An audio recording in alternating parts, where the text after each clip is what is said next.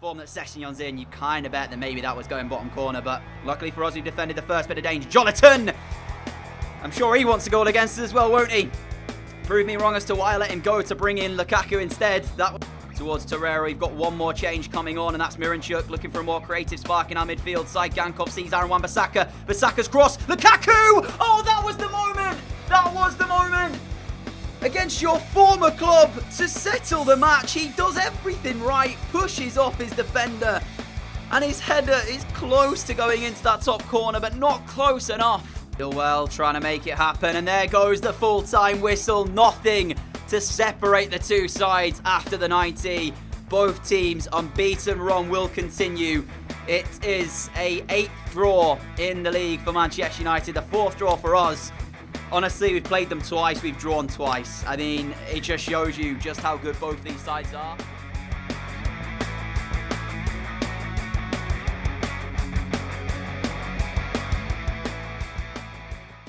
Hello everybody, what's going on? Welcome back to another video and welcome back to then another episode of Career Mode. We begin today top of the Premier League table as we have done, 8 points clear of Manchester United in second, and we will start our games off with third place Chelsea in just a few moments. But before we do that, a couple of things to show you, including a couple of potential transfers, and also, I missed it, in the team of the year that was announced in the last episode, of course, we knew Patrick was in there, but we've got two former players as well. Firpo and Pags both made it in there from Villarreal, our time with Villarreal. So congratulations to them, of course, as well. We did win the league and the Europa League with Villarreal, so I can kind of understand it. But anyway, so I missed those, but yeah, they're also in there. So Chelsea up first for us. And the reason that that's kind of relevant is because I've actually gone ahead and negotiated a deal to potentially bring Mason Mount to the club. I had about £40 million left in the transfers, and I thought to myself, I want to make another signing happen. And with Miranchuk maybe leaving the club, of course, he asked for a transfer last episode, I decided to go ahead and look for a new central attacking midfielder. So Mason Mount really did fit the bill. We've negotiated a deal of £31.7 million. Now, I'm going to delay this until we've played against Chelsea, because my hope is he plays against us, and we can kind of get a look at how he plays. And then, of course, make our decision from there. But there was one other player I actually tried to bring in as well. Where is that player? He's a former player of ours from our time with the Graafschap. And that man is Bosch Agli, or Bosch Cagli, as he's also known. As you can see, I went in for him, £40 million. Everton don't really have enough money as it is right now for us to make that deal happen. So the Graafschap came back and was like, hell no. I even offered Miranchuk as part of the deal, but they turned that down too. And they wanted £62 million almost, and I just don't have that money to spend. So yeah, Jason Bosch, or Bosch as we used to call him as well, is not going to be joining us here at Everton. I'm sure you guys wanted that. I did see the comment in the last episode regarding him. So he is a quality player, don't get me wrong, and I'm not going to say that in the future we don't go for him. But for the most part, yeah, he isn't going to be here this year at least. So sad about that, but whatever's whatever. And the last thing is Matthijs de Ligt. He's agreed a pre-contract to bring him to the club next season. He will be one of the players that probably plays against us for Chelsea as well. As you can see, he's on £165,000 a week at the moment at Chelsea, but he's taken a pay cut to join us, and he's going to take £140,000 a week here at Everton. So clearly understands the project we're building. Happy to join us next year. I'm happy to have him. So welcome to Matthijs de Ligt for next season.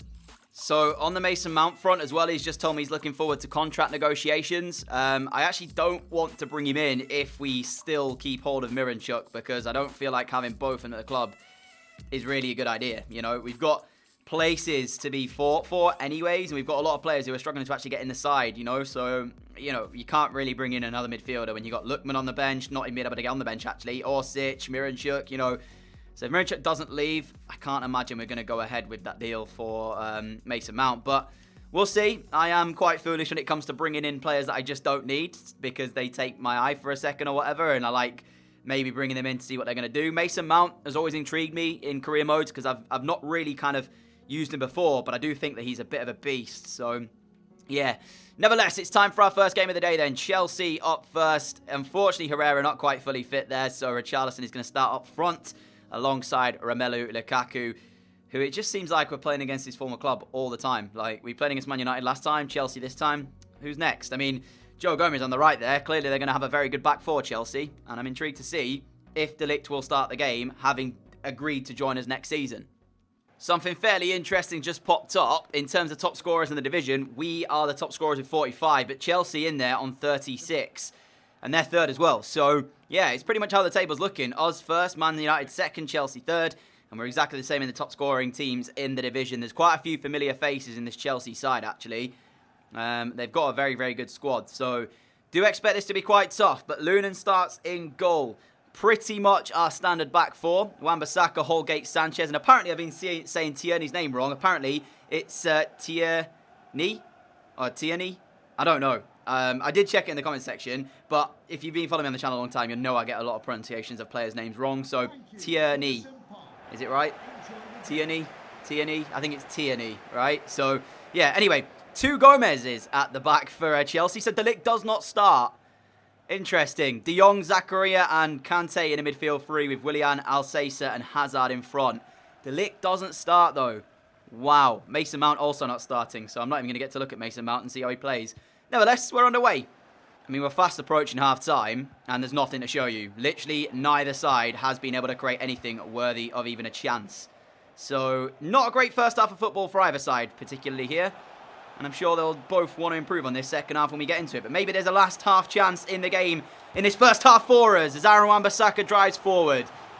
Gets the shot away. It's blocked behind. And I can tell you that's the first chance in this match. Lucas Torreira's corner put in. Not found anybody in a blue shirt. But 3 minutes to go until half time then. Is there one last opportunity? Davinson Sanchez has seen Decore making a run. And that pretty much sums up the entire first half. Lukaku's shot blocked straight into the hands of Kepa. I mean, there's nothing. There's been nothing happening in the game. Poor first half. Torreira, Koeman. Now we'll look towards Abdoulaye Decore. Decore, Lukaku gets the shot away. Wide of the post. We're just missing that cutting edge right now. And to be fair, Chelsea haven't got it either, but neither side are making a good case for themselves here. It looks so lethargic and Charlison, ball under control. Still got it here as well. Now looks through to Patrick. Lovely little ball inside. And Patrick's hit the crossbar. Best chance in the game by far. And it's Patrick who's had it. And he could not find the top corner. So unlucky, man. Tierney up against Pulisic. Christian Pulisic got a little bit of pace about him. Knocks the ball in. Mason Holgate, please tell me that stays in play. I mean, oh my God, no! What are we doing? We don't even deserve to lose this game. Chelsea have not created anything at all. I mean, we've not been good enough to win it. But Mason Holgate starts it all off with one of the worst volleys. It should have just been calmly done. Oh, you've got to be joking me. You have to be joking. 4 minutes to play. We've just lost the game through a pass of our own. Oh my, I can't believe it. I actually can't believe we've just lost the game to that. I really, really can't. It should have been so easily dealt with, but oh, now it's past Saigankov. It's not been our day here at all. What a joke. We've just lost 1-0 to Chelsea, and I rest my case, right? 2 chances in the game, but look, this is where I get frustrated, because Mason Holgate here, you can see, look how many passes he's got on. So, I mean to go Tierney. Look where the pass is aimed at. He completely just fluffs his lines. Then Tierney has to scramble to keep it in play, right? Here then, I passed to Koeman and I panicked. I thought, okay, let's give this easy ball into that man in the middle there.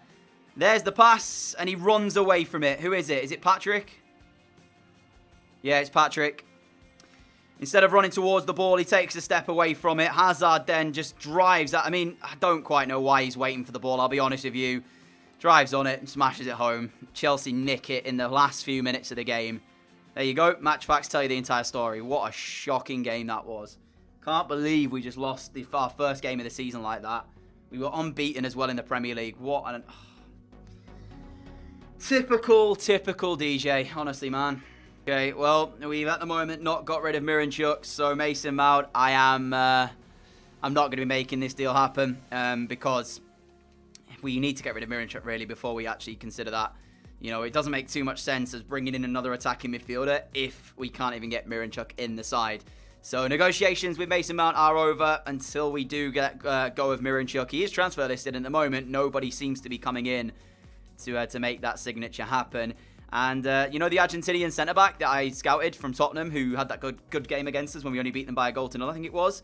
He's only 69 rated, so he played very, very well considering that. But nevertheless, we are approaching the back end of the window, and Miranchuk is still here. FA Cup game against Bristol City, which will be simmed, of course, having not really too much interest in this, but I do think we should still get through in this home sim. I've named a strong team as well. Let's see how it goes. As expected, 3-0 win. Lookman with 2, Davis with 1, and we are through to the 5th round of the FA Cup. Obviously, if we can get far into it by me not having to play the games, and that's the best course of action, really, and then I can obviously jump into it. But it's sad to see that. 1 loss, and it comes from that mistake there. Man United, of course, have now lost as well. Who did they lose to? They lost to Newcastle, who are 5th. So, yeah, Chelsea have clawed back some points at least. But 15 league games to go. We're still 8 points clear at the top of the table. I'm just disappointed about the way that we lost that Chelsea game, because I really, really don't think we should have lost it like that. Southampton up next for us, and Manchester United have just won their last game. So we do need a victory here. Away from home, our side is on, well, no, there's one change. It's Patrick back in for Davis, so Patrick starts. Southampton, who are currently 12th place in the Premier League, we do need the victory here. So let's see if we can get it. This is our second to last game of January, I think. And then, of course, we move into deadline day, where things could go. This is it, right? It could either be a hectic deadline day where we have loads of stuff happening, or it could just be a pretty drab one if nothing happens, as in, like, Miranchuk doesn't go, we don't get offers for any of the other players who maybe would be leaving the club, we don't go for anybody else that I am currently looking at. We still have that £40 million to spend, of course, and right now, in my head, I'm thinking centre-back, because I'm totally not set on Holgate. I know he's one of the more experienced, one of the longer tenures at the club, but at the same time, he's not quite world-class, is he? Southampton usually have a couple of interesting faces in their side. They got Diego Dallo at full-back, Yerry Mina at centre-back, Lemina in the midfield, Ilamendi as well is not bad, Player and Traore up front. Yeah, a couple of good players in there, but I still think we've got enough to be able to take this game from them. And we do have to bounce back to winning ways, really, after that last game against Chelsea, where arguably it should have been a 0-0 draw. But for our mistake, it was a loss in the end, so we do need to bounce back. And we definitely need to play better than we did in the last game, put it that way. And that is not the start you're hoping for then. Okay, well, that's... okay. I can see a recurring theme here today, and that is that we are just going to throw our points lead away. Maybe it's not the best day that I'm having at the moment. But 3 minutes in, Traore scored a bicycle kick against us. Or an overhead kick, whatever you want to call it. I mean, the amount of times I've said this in this series, but if you do this 10 times over, how many times did it go in? We could use that here again. Like, it's just a joke. What a joke of that is defensive. Sanchez, no man's land. Again with the jump from Lunan, not a clue. And yeah, it's a good finish, but we're behind after 3 minutes. Probably shouldn't do this so early on, but I'm going to switch to a 4-2-4, and we're going to put Torreira at left back and move Tierney up to a left wing role. I just wanted to try and get some creative spark going, because I've not really had it today at all. That first game against Chelsea, it was non-existent, and it's similar here so far. So yeah, I'm going to switch to a 4-2-4, try and get a bit more width about us, and just see if we can do anything in the game, because honestly, the way I'm playing at the moment, I feel like I'm just not up to scratch today, and I feel like I'm not actually I'm not giving too much in the way of creativity, so I need to try and do something. Decore sends one long for Kingsley Coman to chase, and Coman's going to meet it as well. Kingsley Coman tries to find the ball across, and Yerry Mina just stands there like a wall and blocks it. Short corner in towards the feet of Patrick, needs a good delivery. There's delivery, Abdoulaye Decore flicks it on at the near post. And we are back on level terms after half an hour. Just what we needed as well. Southampton 1, Everton 1. This has got to be where the episode turns today. We were poor against Chelsea. We started off poor here. Let this be the turning point. Patrick in towards Decore. The two midfielders combined. I can't believe we've got Torreira playing left back, by the way, and Tierney up into left wing. But that's how we're playing this game. Will our big risk pay off? Fantastic header. 1 apiece. Torreira. Patrick, honestly, man, the amount of bodies that Southampton have got behind this ball is a little bit ridiculous. Decore, Richarlison again. Richarlison skipping into the area and still on the ball here with it still. Richarlison still finding Decore off the post, and Lookman can't put it in. Lukaku might. No, it's blocked by Valerie. Oh, that's the moment to send us in front and bring Southampton out of their shell. And we've hit the woodwork. They're just sat behind the ball, and it's so annoying because you just can't get through them. Oh, got to keep the faith, though. Lookman now with a corner. Can we get somebody in that box on this ball? Decore it might be, and Decore heads it over. Honestly, he looks the most threatening against this Southampton side at the moment. But that doesn't bode well when you've got 4 attackers basically playing. I can't believe this game. 4 minutes left on the clock here, and it looks like Southampton are going to take a point off of us by sitting with pretty much everybody barring their front 2 behind the ball. Each to their own, I guess. If that's the way you want to get your points, that's the way they'll do it, and that's exactly what's going to happen. You know, their game plan's worked. But quite simply put, I cannot believe this. This is abysmal today. I am just having a shocker. Don't even tell me they're going to win the game now. I mean, how is this happening? They've done nothing for pretty much the entire game outside of that first chance. And we're going to draw 1 apiece. I'm so frustrated right now. You don't even understand. 1-1. Finally, it's done. Miranchuk has gone. He's gone to Manchester City. They activated his release clause in his contract, which meant he went for £28.7 million. So, yeah, goodbye to Miranchuk. He has left. We've got Bournemouth coming up, but at this current stage, honestly, I don't know how that game's going to go, because the way we're playing at this moment in time, I'm a little bit worried. Luckily, we're still 9 ahead of Chelsea, 6 ahead of Manchester United. Roma want Tierney. Again, I don't even want to entertain this, but I'm going to go in with £100 million or £120 million, something like that, something crazy that they just don't accept. So I'll be back in a second. And they instantly shot that down. I counted for 100 million. They said no. And with that sale going through, we do now have quite a bit of money to spend. £20 million added to it. So 63 million to make another signing happen. And actually, I'm pretty sure, if you want to look through our list, there might be a couple of players that might intrigue us. Yeah, Vinicius Jr., £48 million minimum fee release clause on his contract. He's valued at 68 million. I feel like this is just too good an offer to pass up on. But then where on earth would we fit him into the team, man? Like, you know, we'd have so many players that we'd just not be able to fit into the team. Honestly, I can't believe I'm saying this after we literally just brought him in. But I'm partly considering letting Lukaku go. I'm partly considering it. Because if we look at the top scorers charts, right? Lukaku is our top scorer with 11 goals. By the way, Sessegnon has left Manchester United because he had 20 goals to his name, and he must have gone somewhere else. Patrick's in there on 10 as well from midfield, which is unbelievable. Herrera's in there with 8. In terms of assists, Tierney, Patrick, and Koeman are all in there as our top 3. So, Lukaku letting him go would not be a bad idea. I just don't know who I'd let him go for, you know? That's the thing. Who really would we bring in? I think I have to go for Vinicius Jr. though, because his minimum fee release clause is just too good to pass up. Now, I did see a comment, maybe letting Lukaku go and bringing in Patrick Crotone for next season, which could be a good idea as well. We could do that and just have like a super team that we could really push on for the Champions League if we don't win it this year. Bosch would be a good shout as well. Now we have got the money to do that. Mbappe we would not be able to afford, I don't think. Vinicius Jr. though, it really does tempt me. It really, really does. He's quality.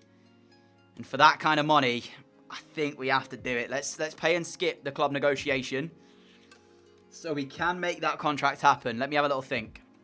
Now, to let Lukaku go, I would have to offer him as part of a deal for somebody else because, as you can see, we can't transfer list him. Centre-back is what I'm thinking. Centre-back right now is the area that I'm looking to maybe swap him for. He wants 185,000 a week, which I'm quite happy to give him. So he's one of the more higher players at the club. The man, of course, I'm looking at, Pags. Will Villarreal be open to letting Lukaku go the other way if we can do it as a straight swap deal? Will they accept this for Pags? So Pags is out the question. We need to find another centre-back. And then they've got to accept a swap deal for Lukaku, really. Okay, it's probably a bad idea. But Napoli will entertain us bringing in Koulibaly if we give him Lukaku and some money. Now, the thing is, I don't think that he is worth much more than we're giving Lukaku. So I'm prepared to give them 8 million. That takes it to 60 million. And you've got to consider as well, Koulibaly is 31. Nah, I can't stretch that. 10 million is what I'll go to. That's the lowest. I'll hire you, Stephen. Okay. Oh, it's such a ridiculous decision, though. We've only just brought Lukaku back. We paid so much for him as well, like 80 million or something. But I tell you, right, what I'm going to do is I'm going to let you guys decide it. What I'm thinking in my head right now is, let me switch this up to show you what I would be playing, and then I'll explain it. So this is basically the formation that I would be wanting to play, including the players that would start. So obviously Lunin in goal, Tierney, Sanchez, Holgate, Wan-Bissaka, with potentially Koulibaly to go in where Holgate is. Decore, Patrick, and Torreira. Obviously Torreira in there like that, and that's how we do it. Vinicius Jr. on the right, and I really, really do like even Herrera. I think he's quality. And I just think, like, in terms of strikers, I don't want him, Richarlison, and Lukaku if we're playing one up front to not be getting game time. Kingsley Coman on the other wing as well. On the bench, we'd have Richarlison, Lookman, Saigankov, Montiel, Pazala, Davis, and Orsic. Which would mean, of course, Lukaku leaving the club. I know we paid big money for him. He's our top scorer this year. But he's also aging as well, 29. So he would be 30 next year. And Koulibaly would come in, of course, and play like second fiddle next year once we do get De Ligt to Sanchez and De Ligt, and have Koulibaly, who is obviously going to decrease, but for 6 months, he would be a beast. I know in terms of like monetary value, it's probably not worth it. But in the simple fact that I do not want to have players like Lukaku and Richarlison missing out on game time, and Herrera. On the other side of that, we could also go for a Kanji. I think a straight swap, Spurs would probably go for that. Let's see. So I actually can't see if they'd accept that, because I've already got Lukaku involved in this deal for Koulibaly. I mean, look at him. Acceleration good, jumping 81, interceptions 91, aggression 92, strength really good, reactions decent too. Heading accuracy strong, stand tackling, slide tackling, marking 98. I know he's 31. Has he just turned 31? Let me check. Okay, no, so he turned 32 in June. So basically the start of next season, he'd be 32. It's such a big decision to make that I'm going to let you decide it. Please do think very, very carefully about this one, though, because I do feel like we are going to be letting Lukaku go. We're also giving him £10 million, but we would have a sensational centre-back to carry us through until De Ligt arrives, of course. Arguably, you've got to consider this. Who is going to make an impact in the Champions League knockout rounds? Who would make more of the impact? Would it be Koulibaly at centre-back, keeping a clean sheet? Or will Lukaku score the goals that really matter when it comes push to shove, you know, in the Champions League? That's what you've got to consider. I think for the Premier League, Herrera is good enough to do that job. Is he good enough in the Champions League right now? Time will tell. But who is going to be the more important player in Champions League football? Koulibaly or Romelu Lukaku? And I know Lukaku as well. I was only planning on having him here for this season. I was going to let him go next year anyway, and that still will be the plan if he stays. Honestly, I can't call it. I really, really can't call it. So I'm going to let you guys do it. In the top right-hand side of the video, there'll be a voting poll for you guys to decide. For our final game of the day, then, we travel to the Vitality Stadium to take on Bournemouth. It's a first game. It's a debut for Vinicius Jr. in that left wing spot, and hopefully we will see him do well in that spot as well. Let's get into this. As we are underway here, looking for our first victory of the day. Finds Tom Davis. Davis into the area. What's wrong with us today? What is wrong with us today? That should be buried in the top corner. Come on. Early stages of the match has actually been Bournemouth on top, which isn't a good sight in the form that we are currently in today. We have to get a hold in this game very, very soon. Mark Albrighton putting the ball back in, and it should be dealt with. Right then, what can we do? Vinicius Jr. finally on the ball. Going to get a chance to run at Bournemouth. Now feeds Kingsley Coman. Continue run Vinicius Jr. Coman finds him back with a return pass, and here we go then. Vinicius Jr. for the first time.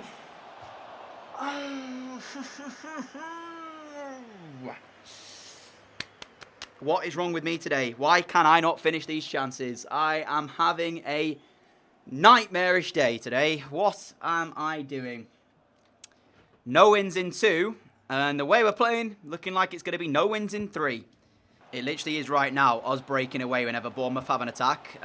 Because we are just poor today. Really, really poor. There's delivery in though. And there's Ivan Herrera. Oh, why can't I score? Oh my God. I actually can't put the ball in the back of the net today to save my life. Maybe the fourth time will be the lucky one as Kingsley Coman now driving forward. Fourth time lucky. About time, man. Oh, I'm just so disappointed in myself today. But there is the final one that works.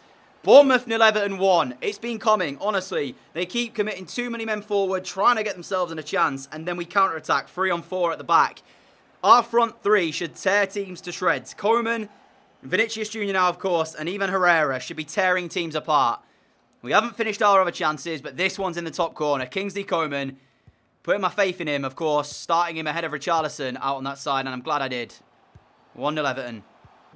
3 minutes to go until half-time. That is the added time on by the referee as Tom Davies' ball over the top. Herrera's chasing it instead of Vinicius Jr. Herrera will make it and look through to Vinicius Jr. now. Vinicius Jr. in the area. What is that? Oh, again.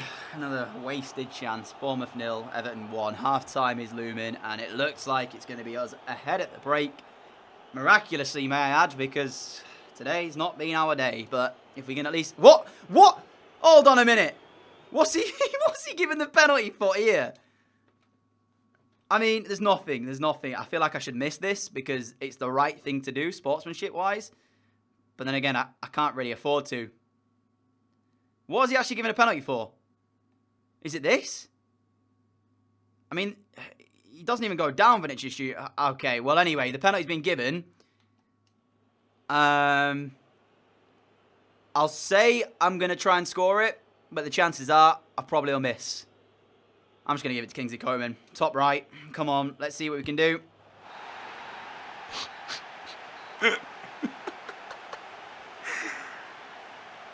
I meant to miss it.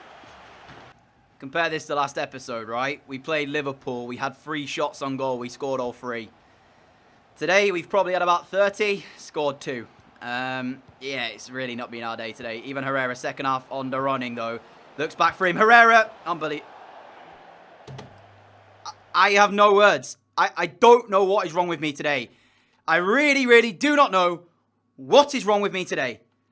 How am I missing from there? I can only apologise. I'm so sorry, guys. I don't even know what is happening today, but I should be scoring these for fun. Look. I mean, is it me? Is it the players? What's going on? Vinicius Jr. through towards Tierney. Tierney now into the area, pulling it back. Oh, it's gone all the way through. How have we not put it in the net? 5 minutes remain.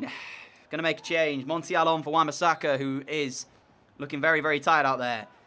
Corner ball in from Lucas Torreira towards the head of a few players. We do win it, but it's nowhere near the goal. Tom Davies heads it out. 4 minutes left. Goal decision system, really. This episode, if you featured Benny Hill music over the top of it, would be a meme. What is going on? It's nowhere near going in.